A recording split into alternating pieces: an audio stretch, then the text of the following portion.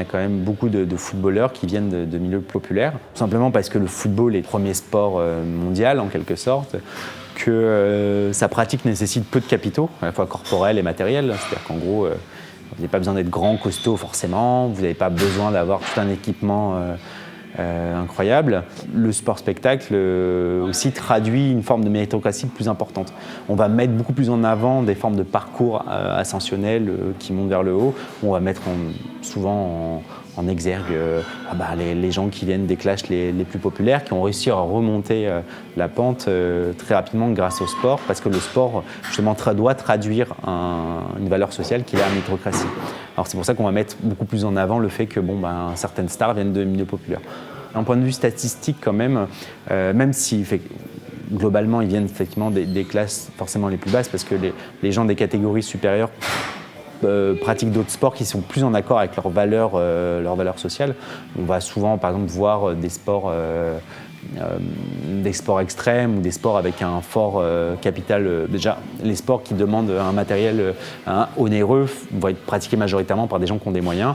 Puis après, les sports qui vont véhiculer des idéaux de dépassement permanent, solitude face à l'exploit, vont beaucoup plus parler à des gens qui ont des hauts postes, qui sont au sommet de la strate sociale, parce que ça véhicule plus la dimension aventure de leur métier.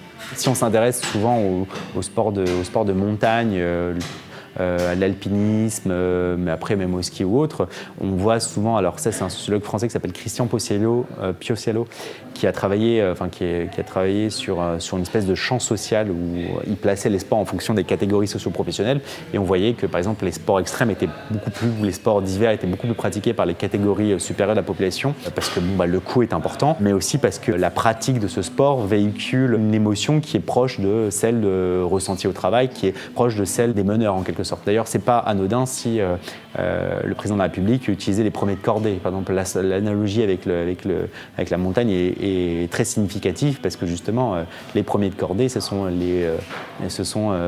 référence à l'alpinisme. L'alpinisme est pratiqué majoritairement par des gens qui sont le haut de la strate sociale.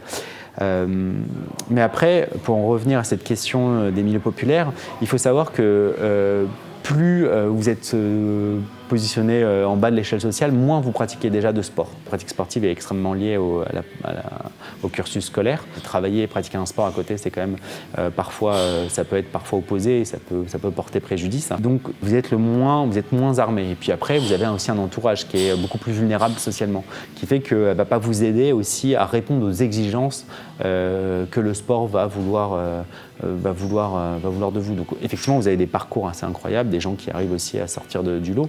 Mais grosso modo, quand vous regardez aujourd'hui l'équipe de France 2018, vous voyez qu'ils ont un capital culturel assez incroyable et un capital social très important. Extraordinaire, mais quand même des petites touches qui vont les emmener à faire les bons choix, à faire les bonnes choses.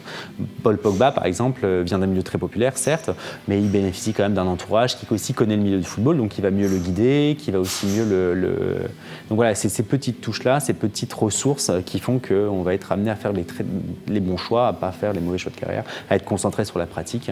Si vous pratiquez un sport et que vous rentrez chez vous et que forcément vous rencontrez tout un tas de difficultés, ça va empiéter nécessairement sur votre vision du football ou autre. Par contre, si tout est ordonné, si même vous n'avez pas forcément de moyens, mais vous avez tout un tas de ressources qui font que vous rentrez chez vous, que la famille sait faire telle ou telle chose et tout ça, et elle participe aussi à votre pratique, et surtout moi je pense aux enfants qui rentrent dans les centres de formation très tôt, où les parents sont là pour coordonner, pour les aider, des gens qui font des kilomètres pour aller mettre dans tel ou tel centre de formation.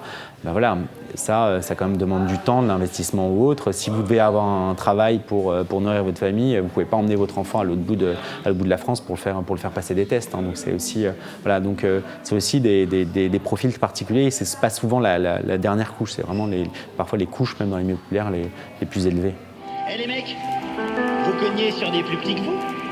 Hein? Ça a l'air vachement cool. Je peux jouer avec vous? Et s'il te plaît, tu peux me donner du feu? Ouais, tiens, voilà. Qui t'es, toi? Qui je suis? Je m'appelle Doraemon et je suis le boss de la bande de Santama.